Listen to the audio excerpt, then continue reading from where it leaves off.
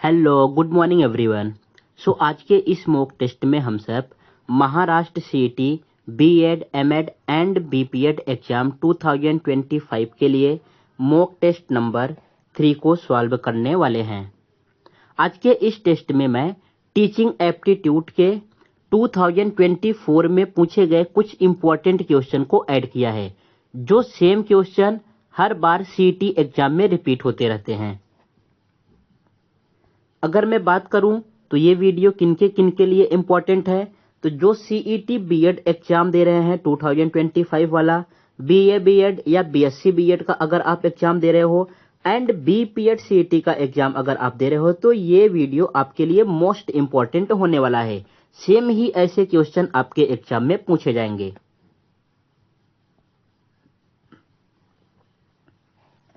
ये रहा आज का फर्स्ट क्वेश्चन। जैसे ही क्वेश्चन आपके सामने आए, वीडियो को पॉज करना है, खुद से सॉल्व करने का कोशिश करना है, फिर वीडियो को आप स्टार्ट करो और चेक करो कि जो मैंने आंसर टिक किया है क्या वो आंसर राइट है कि रॉन्ग है। अगर राइट है तो ठीक है, रॉन्ग है तो वहां पे करेक्ट करो कि इसका करेक्ट आंसर क्या आएगा। ऐसे ही आप मेरे साथ जो है आज 15 क्वेश्चन सॉल्व करने वाले हैं। 15 क्वेश्चन का फर्स्ट आपको खुद आंसर देना है, रिप्लाई करना है। उसके बाद फिर आपका अपना आंसर चेक करना है कि मैं 15 क्वेश्चन में से कितने क्वेश्चन को राइट किया और कितने रॉन्ग किया। अगर रॉन्ग किया हूं तो उसमें से मुझसे क्या मिस्टेक हुआ है, ये चीज आपको इवेल्युएट करके चलना है। फर्स्ट क्वेश्चन आपके पास है, which of the following is the most adequate of learning. It means शिक्षण के लिए निम्नलिखित में से कौन सा सबसे उपयुक्त है। आपके पास 4 ऑप्शन गिवन है। क्वेश्चन इंग्लिश में भी है, यहाँ पे आपको इंग्लिश में दिख रहा होगा और यहाँ पे आपको मराठी में दिख रहा होगा। ये question Maharashtra CET BEd exam 2024 में पूछा गया था। जितने भी क्वेश्चन 2024 के एग्जाम में पूछे गए हैं, सभी के सभी क्वेश्चन मैंने इस वीडियो में इंक्लूड किया है। हाँ, तो अब जरा इनका ऑप्शन जरा रीड करो और आंसर बताओ कि कौन सा आंसर करेक्ट आने वाला है। फर्स्ट आपके पास है द सॉल्विंग ऑफ प्रॉब्लम, जो भी आपके पास प्रॉब्लम है उसको सॉल्व करना। सेकंड आपके पास है the acquisition and organisation of knowledge, इसका मतलब कि आपके पास बहुत सारा नॉलेज है, ज्ञान है और उसका संगठन है। तो क्या ये करेक्ट आंसर हो सकता है। नेक्स्ट है the development of skill, skills को डेवलपमेंट करना।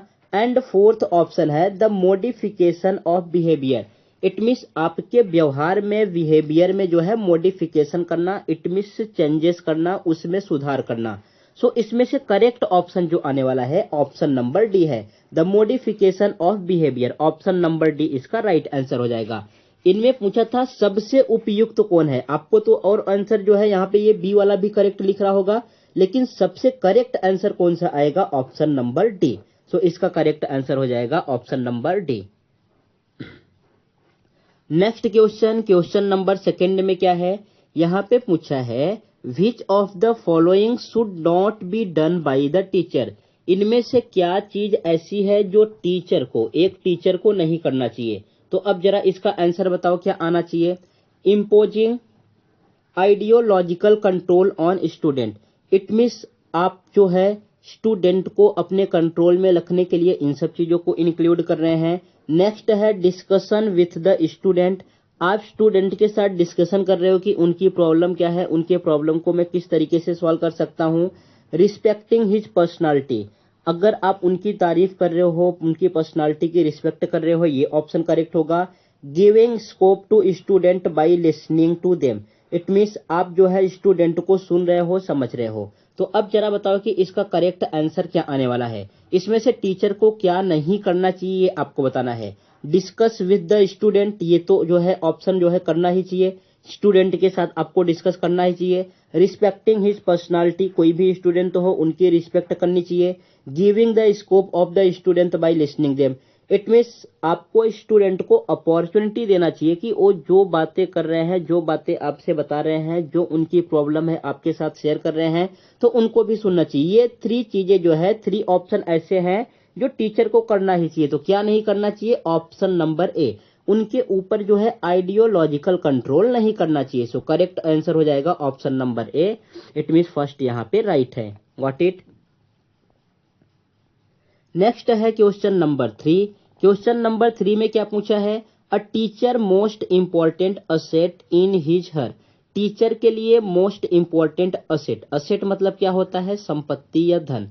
इट मीन्स टीचर के लिए सबसे मोस्ट इम्पॉर्टेंट असेट क्या है, इसका आंसर देना है। फर्स्ट है प्रेजुडिस, सेकंड है जॉब, थर्ड है स्टूडेंट फेस एंड फोर्थ है बुक्स। सो इसका करेक्ट आंसर क्या आएगा, देखो जॉब टीचर के लिए मोस्ट इंपॉर्टेंट जॉब नहीं होता, स्टूडेंट फेस, करेक्ट आंसर हो जाएगा ऑप्शन नंबर सी। स्टूडेंट, जो आपके स्टूडेंट है उनका भरोसा ही आपके लिए मोस्ट असेट्स होता है। इट मीन्स जो चीजें आप कर रहे हो, जो चीजें आप अपने स्टूडेंट को बता रहे हो, अगर आपके स्टूडेंट उन सब चीजों को आपके ऊपर भरोसा करके फॉलो कर रहे हैं तो यही टीचर का सबसे मोस्ट असेट्स है। सो इसका करेक्ट आंसर हो जाएगा ऑप्शन नंबर सी। नेक्स्ट है क्वेश्चन नंबर 4। क्वेश्चन नंबर 4 में क्या है, यहाँ पे बोला है which is the following is most important for teacher. It means इनमें से टीचर के लिए सबसे मोस्ट इम्पॉर्टेंट चीजें क्या हैं, आपको ये बताना है। पंक्चुअलिटी, पंक्चुअलिटी मतलब डिसिप्लिन। फिर है नेक्स्ट है मेंटेनिंग गुड्स डिसिप्लिन, मतलब आप एक अच्छा डिसिप्लिन मेंटेन करके चल रहे हो। थर्ड है to solve all the difficulties of the student. It mean student के जितने भी डिफिकल्टीज हैं, जितने भी प्रॉब्लम है, आप उनको सॉल्व कर रहे हो। हैव अ गुड टाइम, आपके पास जो है टाइम अच्छा है, स्टूडेंट के साथ आप अच्छे टाइम को व्यतीत कर रहे हो। तो करेक्ट आंसर क्या आएगा, पंक्चुअलिटी होगा कि मेंटेनिंग गुड डिसिप्लिन होगा कि to solve all the difficulties of the student. So यहाँ पे ऑप्शन नंबर सी आपको करेक्ट लग रहा होगा, because to solve all the difficulties of the student. कोई भी एक टीचर है, उसके लिए सबसे मोस्ट इंपॉर्टेंट थिंग क्या है, आप टीचर किस लिए बने हो, स्टूडेंट के डाउट को सॉल्व करने के लिए, पढ़ाने के लिए। तो करेक्ट ऑप्शन इसका हो जाएगा option number T C, to solve all the difficulties of the student. आपके स्टूडेंट जो है उनके सभी डिफिकल्टीज को, टीचिंग रिलेटेड को सॉल्व करना चाहिए। यह है क्वेश्चन नंबर 5। क्वेश्चन नंबर 5 में क्या पूछा है, students learn best by. Student किस तरीके से बेस्ट लर्न कर सकते हैं, आपको ये बताना है। फर्स्ट ऑप्शन है डूइंग, इट मीन्स करने से। सेकंड ऑप्शन है लिसनिंग, सुनने से। थर्ड ऑप्शन है रीडिंग, पढ़ने से। फोर्थ ऑप्शन है सीइंग, देखने से। सपोज इसको मैं एक एग्जाम्पल की हेल्प से आपको एक्सप्लेन करता हूं। आपको जो है, सपोज आपके घर में मम्मी नहीं है, आपको आज का भोजन आपको रेडी करना है। अब आप किस तरीके से कर सकते हो, अगर आपको बनाने आता है तो ठीक है, नहीं तो अगर आपको खाना बनाना है या सपोज रोटी बनाने सीखना है तो आप जो है देख के सीख सकते हो। डेली आपकी मम्मी आपके घर में रोटियां बना रही हैं, आप उनको देखते रहो और समझ जाओगे। या तो आप रीड करके आपने कोई एक बुक ले लिया कि किस तरीके से रोटी बनाया जाता है, उनमें से आप सीख सकते हो। या तो मम्मी जो बना रही हैं उनको देख के सीख सकते हो, कि या अगर आप खुद बनाओगे तब जाके आपको आएगा। सो अभी आपको करेक्ट आंसर अपना मिल गया होगा। जब आप खुद उन चीजों को जाके करोगे तो ही आप उन सब चीजों को सीख पाओगे। तो सेम ऐसा पढ़ाई में भी होता है। स्टूडेंट कैसे बेस्ट कर सकते हैं, लिसनिंग से, सुनने से, ये रॉन्ग ऑप्शन हो गया। रीडिंग से भी नहीं, सीइंग से भी नहीं, डूइंग से। जब वो चीजें, जिस चीज को सॉल्व करना है, मैथ सॉल्व करना है, मैथ सॉल्व करेंगे तब वो परफेक्ट बनेंगे। अगर उनको जो है फिजिक्स या केमिस्ट्री सॉल्व करना है, वहां पे कुछ चीज समझनी है, तो अगर जब तक उनकी प्रैक्टिस नहीं करेंगे तब तक वो चीजों को अच्छे से सीख नहीं पाएंगे। तो इसका करेक्ट ऑप्शन हो जाएगा ऑप्शन नंबर ए। नेक्स्ट है क्वेश्चन नंबर 6। क्वेश्चन नंबर 6 में क्या बोला है, education is the link between primary education and college education. It means जैसे आप पढ़ाई करते हो, यहाँ पे देखते हो कौन सा एजुकेशन चल रहा है, फर्स्ट 1 to 5th, हाँ 1 to 5th। सेकेंड क्या है 6th to 10th। ये पूरा 1 से लेके 10 तक हम क्या बोलते हैं, इसको बोलते हैं प्राइमरी एजुकेशन। कैसा एजुकेशन, ये आपके पास है प्राइमरी एजुकेशन। अब इसके बाद जो 11 एंड 12 आता है, 11 एंड 12th क्लास, इसको हम बोलते हैं सेकेंडरी एजुकेशन। व्हाट इट, इसको क्या बोलेंगे आप, सेकेंडरी एजुकेशन। फिर जो आपके पास ग्रेजुएशन आता है 13 से स्टार्ट करते हो, अब इसके आगे जो बोलोगे उसको हम बोलते हैं कॉलेज एजुकेशन या higher education. So primary education it means 1 से लेके 10 के बीच में एंड ये ग्रेजुएशन का एजुकेशन, इट मीन्स जो कॉलेज में आप एजुकेशन प्राप्त करते हो, इनके बीच में कौन सा एजुकेशन, कौन सा लिंक आता है, ये आपको बताना है। सो 11 12th आएगा, 11 एंड 12th को क्या बोलते हैं हम, secondary education. So option number C correct हो जाएगा यहाँ पे, माध्यमिक इट मीन्स सेकेंडरी इसका राइट आंसर है। What it. एजुकेशन से एक क्वेश्चन और पूछा जाता है, अभी न्यू एजुकेशन पॉलिसी भी लॉन्च हुई है, सो उसके बेस पे भी क्वेश्चन पूछा जाएगा, वो आएगा करंट अफेयर में, जो मैं नेक्स्ट मॉक टेस्ट सॉल्व कराऊंगा उसमें उस चीज को इंक्लूड कर दूंगा। नेक्स्ट है टीचर बिहेवियर और टू बी, टीचर का बिहेवियर इट मीन्स टीचर का व्यवहार कैसा होना चाहिए, इस क्वेश्चन में आपको इसका रिप्लाई करना है। सो यहाँ पे जरा बताओ टीचर का बिहेवियर कैसा होना चाहिए, अगर आप टीचर बन गए तो आपका बिहेवियर कैसा होना चाहिए। फर्स्ट है आइडियोलिस्टिक, आइडियोलिस्टिक होना चाहिए, एक आदर्शवादी टीचर होना चाहिए, सभी की समस्याओं को सुनना चाहिए, सबको जो है सभी के प्रॉब्लम को सॉल्व करना चाहिए। या तो फिर नेक्स्ट है आपके पास एडमिनिस्ट्रेटिव, एडमिनिस्ट्रेटिव का मीनिंग क्या होता है कि आप चीजों को अपने हिसाब से मैनेज कर रहे हैं, जिसको प्रशासकीय बोलते हैं, ऐसा होना चाहिए। थर्ड आपके पास है इंस्ट्रक्टिव, इंस्ट्रक्टिव का मतलब क्या होता है, बस केवल आप नॉलेज देते जा रहे हो, शिक्षा देते जा रहे हो, ये ऐसा होना चाहिए। फिर नेक्स्ट है आपके पास डायरेक्टिव, डायरेक्टिव का मतलब बस केवल आप जो है उनको दिशा निर्देश कर रहे हो, उनको आदेश दे रहे हो कि आप इस तरीके से करो। तो अभी जरा बताओ 4 ऑप्शन में से टीचर का बिहेवियर कैसा होना चाहिए। सो इसका करेक्ट नंबर आएगा ऑप्शन नंबर फर्स्ट, आइडियोलिस्टिक। टीचर का बिहेवियर जो है एकदम आदर्शवादी होना चाहिए, बहुत ही सिंपल और साधारण होना चाहिए। नेक्स्ट है क्वेश्चन नंबर 8, क्वेश्चन नंबर 8 में क्या है, if you select a monitor in your class, it means अगर आप अपने क्लास में एक मॉनिटर को सेलेक्ट कर रहे हो, which criterion will followed by you in the selection. So आपको सिलेक्शन में कौन सा क्राइटेरिया जो है फॉलो करना चाहिए। इट मीन्स आपको क्या करना है, आप जो है अपने क्लास में एक मॉनिटर को सेलेक्ट कर रहे हो, अब मॉनिटर को सेलेक्ट करने के लिए आपको कौन सा क्राइटेरिया फॉलो करना है, यहाँ पे ये आंसर देना है। तो फर्स्ट क्या है, on the basis of academic performance, उसका उस एकेडमिक परफॉर्मेंस में जो है कैसा है, उस एकेडमिक ईयर में उनका परफॉर्मेंस कैसा है, रिजल्ट कैसा आया है, इसके बेस पे आप करोगे।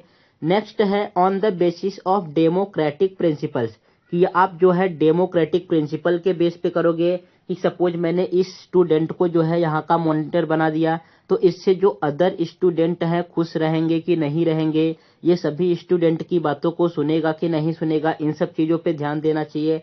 नेक्स्ट है आपके pass on the basis of physical of the student, it means उस स्टूडेंट के शारीरिक रूप पे जाना है, कि वो लंबा है कि छोटा है कि कैसा है, उसका जो है आउटलुक कैसा है, इसके अकॉर्डिंग बनाना चाहिए। या तो नेक्स्ट है on the basis of personal preference, उस आप अपने हिसाब से सोच रहे हो कि इसको मैं मॉनिटर बना दूं, ये परफेक्ट रहेगा, इट मीन्स आपका पर्सनल प्रेफरेंस क्या है उसके अकॉर्डिंग बनना चाहिए।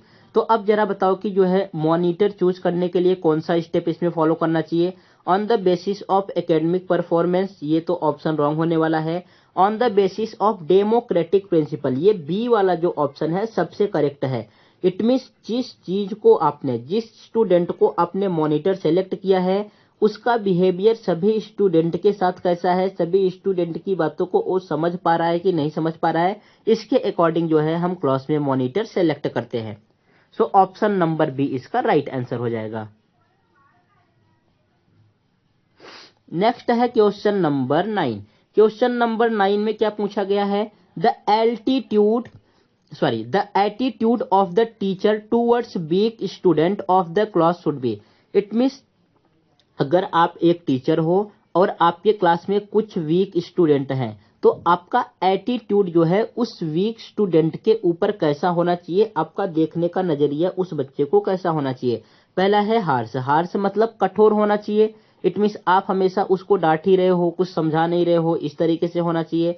फिर नेक्स्ट है लिबरल, फिर नेक्स्ट है फुल ऑफ इग्नोरेंस, आप उसको देख कर हमेशा इग्नोर करते जा रहे हो, उसके ऊपर ध्यान नहीं दे रहे हो, ऐसा होना चाहिए। फिर लास्ट वाला ऑप्शन है sympathetic and friendly, it means उसको आप समझा रहे हो कि आप अच्छे से करिए, आपसे सॉल्व हो जाएगा या आपसे लर्न हो जाएगा। अगर इतने बड़े क्वेश्चन नहीं सॉल्व हो रहे हैं तो छोटे छोटे में करके जो है आप उस चीज को लर्न करो। ऐसा आपका बिहेवियर होना चाहिए, उसको समझाना चाहिए, सहानुभूतिपूर्ण देना चाहिए, फ्रेंडली तरीके से बिहेवियर करना चाहिए, कि ये तीनों ऑप्शन होना चाहिए। तो आपका करेक्ट आंसर होगा option number D, sympathetic and friendly जो है आपके साथ उसका बिहेवियर होना चाहिए। नेक्स्ट है क्वेश्चन नंबर 10। क्वेश्चन नंबर 10 जरा एक बार आप रीड करो और बताओ इसका करेक्ट आंसर क्या आने वाला है।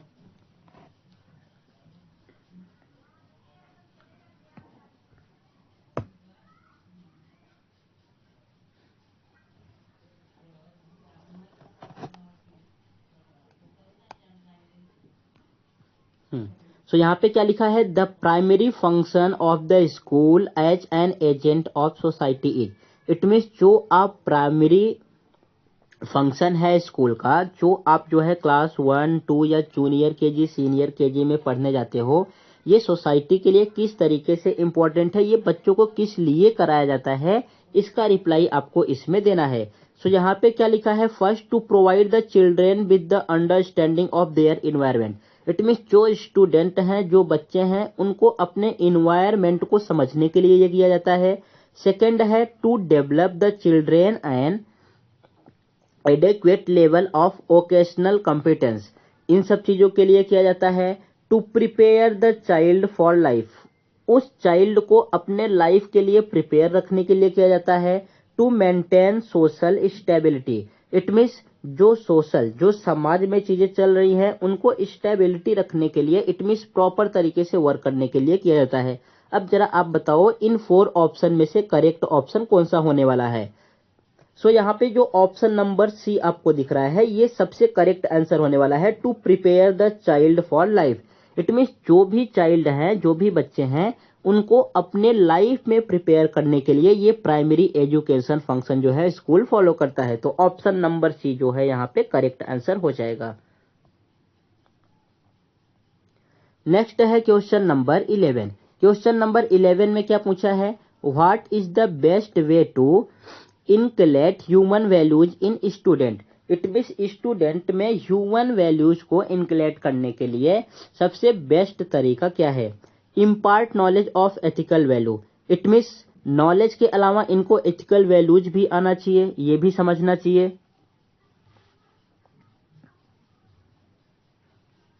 फिर नेक्स्ट है इम्पार्ट नॉलेज अबाउट सोसाइटी, अपने सोसाइटी के बारे में।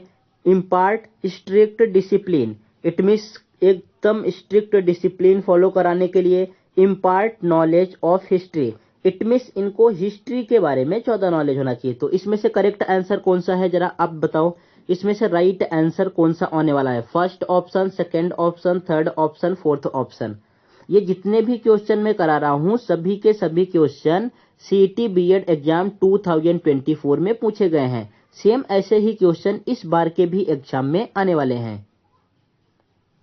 सो इसका करेक्ट आंसर आने वाला है option number A, impart knowledge of ethical value. उनको जो है नैतिक चीजों का भी नॉलेज होना चाहिए, कि किस तरीके से समाज में रहते हैं, उनकी जो है किस तरीके से बड़े लोगों से बात करते हैं, किस तरीके से छोटे लोगों से बात करते हैं, किनको क्या चीज की रिक्वायरमेंट है, कब किस तरीके से किससे बात करना चाहिए, किसको रिप्लाई करना चाहिए, बोलना चाहिए। सो सबसे महत्वपूर्ण जो है ऑप्शन नंबर ए ही यहाँ पे दिख रहा है, ऑप्शन नंबर फर्स्ट वाला करेक्ट हो जाएगा। नेक्स्ट है क्वेश्चन नंबर 12। क्वेश्चन नंबर 12 में क्या बोला है, what is the most important criterion for the selection of a teacher. Suppose अगर आप एक टीचर को सिलेक्ट कर रहे हो, तो सबसे मोस्ट इंपॉर्टेंट क्राइटेरिया क्या रहना चाहिए, इसमें इस चीज का रिप्लाई आपको करना है। जरा बताओ अभी सबसे मोस्ट इंपॉर्टेंट जो है चीज क्या होनी चाहिए।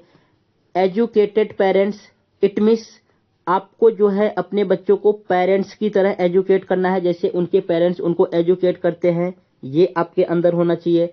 पर्सनालिटी, आपका पर्सनालिटी अच्छा होना चाहिए, ये होना चाहिए। Communication skill and teaching aptitude, ये चीजें होनी चाहिए कि आपका बोलने का तरीका क्या है, एक्सप्लेन करने का तरीका क्या है, जो भी आप चीजें समझा रहे हो बच्चे को समझ में आ रहा है कि नहीं आ रहा है, इन सब चीज़ों की बातों पे ध्यान देना चाहिए। और आपका टीचर्स एप्टीट्यूड किस तरीके से है, आपका नॉलेज किस तरीके से है, इन सब चीज़ों पे ध्यान देना चाहिए। या एजुकेशन क्वालिफिकेशन की उस टीचर का एजुकेशन क्वालिफिकेशन क्या है, इन सब चीज़ों पे ध्यान देना चाहिए। सो अभी जरा बताओ इनमें से करेक्ट आंसर कौन सा आएगा। एजुकेटेड पेरेंट्स है, सेकंड है पर्सनालिटी, थर्ड मुझे सबसे परफेक्ट लग रहा है। तो इसका आंसर जो है करेक्ट आने वाला है option number C, communication skill and teachers aptitude. It means उस टीचर का, जिस टीचर को आप, जिस शिक्षक को आप जो है सेलेक्ट कर रहे हो, उसका कम्युनिकेशन स्किल कैसा है, वो किस तरीके से बात करता है, किस तरीके से बोलता है, बच्चों को किस तरीके से एक्सप्लेन करता है, और उसका एप्टीट्यूड नॉलेज क्या है। एप्टीट्यूड नॉलेज मीन्स वो किस तरीके से सोचता है, वीक बच्चों के बारे में कैसा सोचता है, जो बच्चे ऑलरेडी अच्छे हैं उनके बारे में किस तरीके से सोचता है। इन सब चीजों पे जो है ध्यान रख के टीचर को सेलेक्ट किया जाता है। सो ऑप्शन नंबर सी इसका राइट आंसर हो जाएगा। नेक्स्ट है क्वेश्चन नंबर 13। क्वेश्चन नंबर 13 का करेक्ट आंसर क्या आने वाला है, which of the following is not method of evaluation.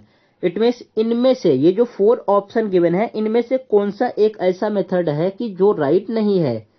First है आपके पास ऑब्जर्वेशन, चीजों को जो है ऑब्जर्व करके करेक्ट करना, कि मैं इसको काफी टाइम से देख रहा हूं, ऑब्जर्व कर रहा हूं, तो ये परफेक्ट होगा। ओरल एग्जामिनेशन, आप जो है ओरल उनका ले रहे हो। रिटन एग्जामिनेशन एंड इंटरव्यू, सो ये आपको तो पता ही होगा, ओरल एग्जामिनेशन सबसे इंपॉर्टेंट है, ओरल भी लेना चाहिए। रिटन एग्जामिनेशन भी सबसे इंपॉर्टेंट है, बिकॉज बिना लिखे तो कुछ एग्जाम में मार्क्स मिलने वाले नहीं है, और उनका इंटरव्यू भी होना चाहिए। तीनों राइट हैं। फर्स्ट जो है करेक्ट ऑप्शन कौन सा आ जाएगा, option number A observation. It means निरीक्षण इसका राइट आंसर होने वाला है।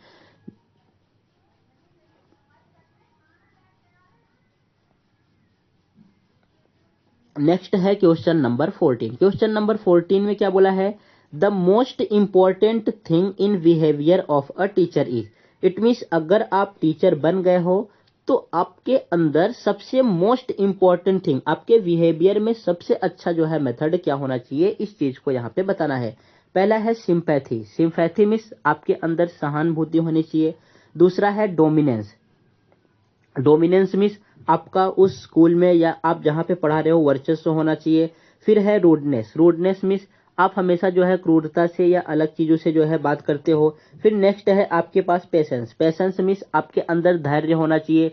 जो बच्चे क्वेश्चन पूछ रहे हैं उनको आप अच्छी तरीके से रिप्लाई करो। ऐसा नहीं है कि सभी बच्चों को हार्ड ही क्वेश्चन में डाउट होगा, कुछ बच्चे ऐसे होंगे जिनको जो है छोटे छोटे क्वेश्चन भी नहीं आते होंगे। सो अगर वो उस क्वेश्चन को आपसे पूछ रहे हैं तो जो है आप उनको डांट रहे हो या कुछ अलग कर रहे हो या होमवर्क ज्यादा दे रहे हो। तो सबसे इंपॉर्टेंट चीज है पेशेंस आपके अंदर। अगर आप टीचर बन रहे हो तो आपके अंदर सबसे मोस्ट इंपॉर्टेंट थिंग बिहेवियर में क्या होना चाहिए, पेशेंस। अगर आप धैर्य रखोगे तो ही आप एक परफेक्ट टीचर और अच्छे टीचर बन पाओगे। नेक्स्ट है आज का लास्ट क्वेश्चन। चलो आज के लास्ट क्वेश्चन को मैं आपके होमवर्क के लिए छोड़ता हूं।